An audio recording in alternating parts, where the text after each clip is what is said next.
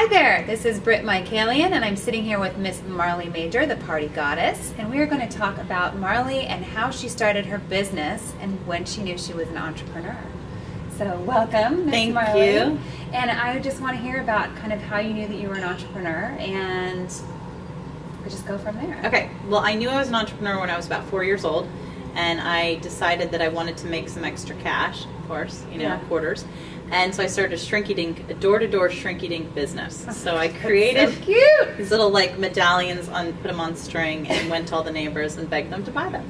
So that was my first inclination. It does not surprise me with this one. That it was the shrinky dink. Yeah, love those. Shrinky-dink committee. Uh-huh. Okay, all right. Yes. So you sold them door to door, and how much money did you make? Well, I probably made $5, but considering Awesome. they were 35 cents each or whatever, and I would have people just be like, "Okay, can we take them all off your hands so you can get off the street?" Oh, yeah, or, totally. For a 4-year-old, that's huge. Yeah, huge, big deal. Okay, all right. And then your first business that you started was?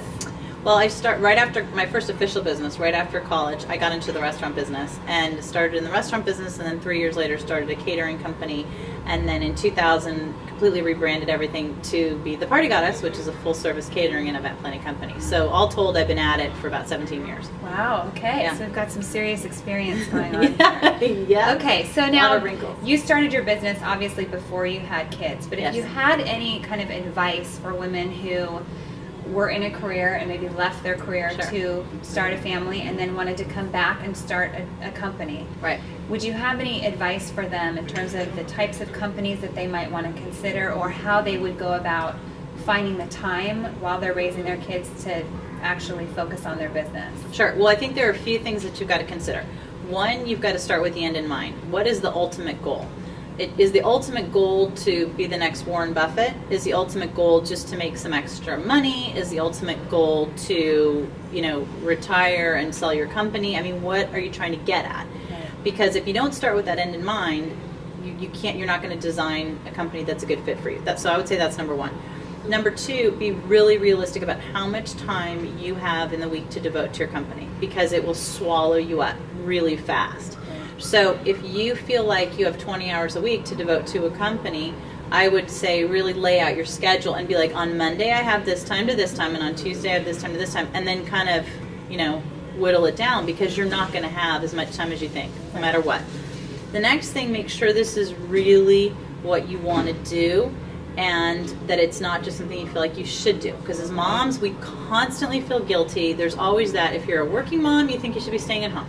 If you're a stay-at-home mom, you think I should be doing something. So why are you really doing it? Are you doing it because you feel guilty and like you should be using that, education you have? Right. Or do you have a passion? Or do you have a passion? And if you have a passion, how is that passion going to, manifest itself so that you get to your ultimate goal? Because there are, the biggest way I think that you can burn out and stress yourself out is to think, I'm going to accomplish this giant goal, and then you realize, oh my gosh, 2 weeks into it, you forgot to pick up your kids up from school, Right. and you missed this play date, and really figure out, shocker, hands up.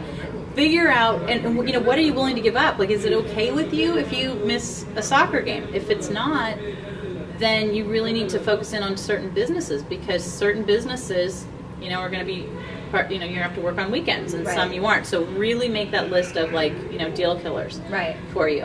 Okay, so we really want to make sure that we understand why we're starting the business. Well, why you're starting it, beginning with the end in mind. Really, what do you want to get out of it? Yep. How much time do you have to devote? Really, how much time do you have to devote? Right. And then just kind of purpose. your purpose and what are the deal killers? Because Yeah. again, there's no point in starting an event planning company, for example, if you can never work nights and weekends. Right. Because heads up, that's a lot of the So time. being realistic and sort of researching what exactly it involves to open whatever type of Right, business. and there are a billion, infinite number of businesses out there Right. to do. But just give it some time and really be realistic and think about what's important to you, and Right. then customize it around your particular lifestyle. Don't worry about anybody else's life. Right. Worry about yours and what you want to get out of it. Right.